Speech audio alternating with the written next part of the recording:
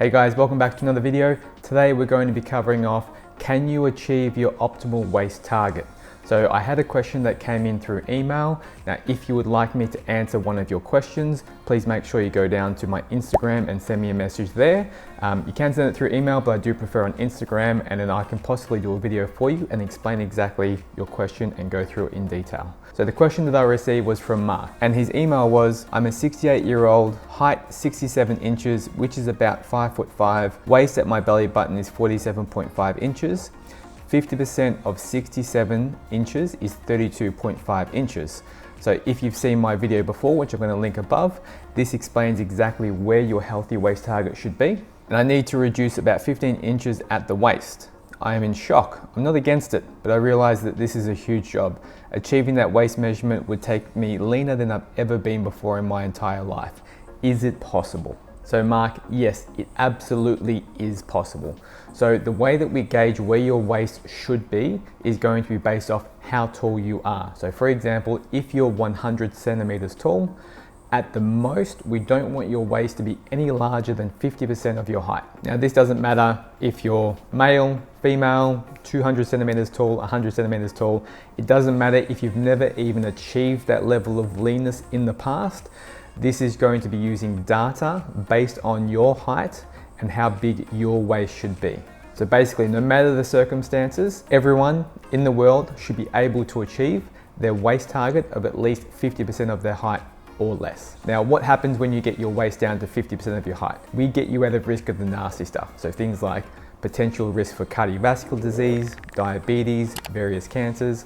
Basically, we know for a fact, the more overweight you become, past 50% of your waist to height ratio, the more at risk you are of the nasty stuff. But the good news is everyone can achieve that waist target, guaranteed.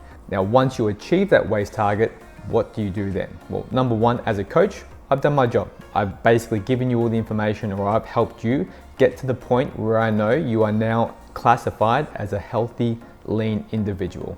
Now, it's not always an on-off switch. It's not like you have to hit exactly 50% of your waist target, although I do try and recommend you get under that. But if you get to 51% of your height, that's okay as well. It's more of a spectrum as opposed to, yes, I made it, or no, I haven't made it and I'm now unhealthy. Now, should you want to get leaner than that, then the deficit just continues for as long as you want to lean down for. Now, I do have, again, recommendations for lower healthy waist targets as well, because there is two ends to the spectrum. You can be too lean and have issues by going far too low in body fat. And then there's issues when you're too high in body fat, or you're on the extreme side of, say, obesity or morbidly obese. So what I want to quickly do is just explain how you can track your progress accurately so you know you're heading in the right direction. So number one, you want to make sure that you're tracking your weight every single day and taking the weekly average. So for example, if you weigh in Monday, Tuesday, Wednesday, Thursday, Friday, Saturday, Sunday, add all of those together, divided by 7, that will give you your weekly average weight. Now, if your average weight from week to week is going down, perfect. Keep doing exactly what you're doing. Don't change a thing. Now, most importantly, measure your waist measurement every single week. Now, I do go over this in the video I mentioned earlier in this video, and I talk about where you should be measuring your waist specifically, whether you're male or you're a female. So for most men, it's going to be at the belly button, at the widest point of the waist. And for women, it's going to be the small waist, so just underneath the ribs and just above the hips. Now, you want to measure your waist every single week at the same day and same time. So as a general rule, for all my one-to-one clients, I would have them measure either on a Friday, Saturday, or a Sunday. Keep it exactly the same day and same time each week.